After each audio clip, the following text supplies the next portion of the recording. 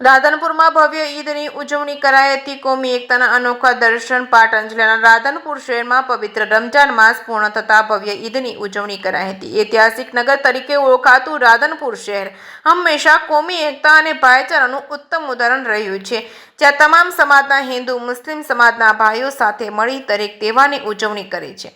આ વખતે પણ ઈદના પાવન પ્રસંગે રાધનપુરમાં એકતાના અનોખા દર્શન જોવા મળ્યા હતા।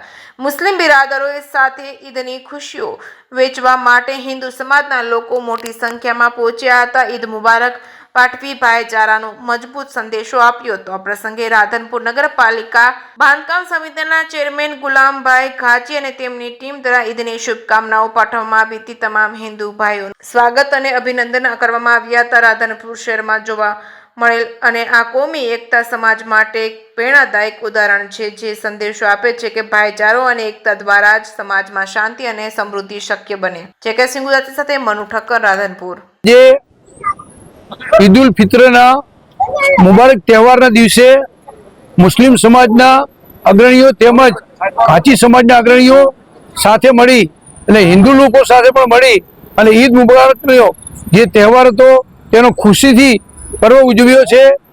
અને રાધનપુરની અંદર જે મુસ્લિમ સમાજ ને હિન્દુ સમાજ સાથે મળી અને જે તહેવારો ઉજવે છે તે બહુ ખૂબ પ્રસન્નીય બાબત છે।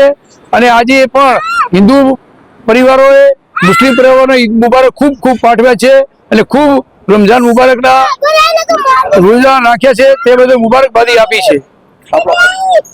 મારો પરિચય રાધનપુર નગરપાલિકા બાંધકામ સમિતિના ચેરમેન ગુલામ રસૂલ ઇબ્રાહિમ ઘાંચી।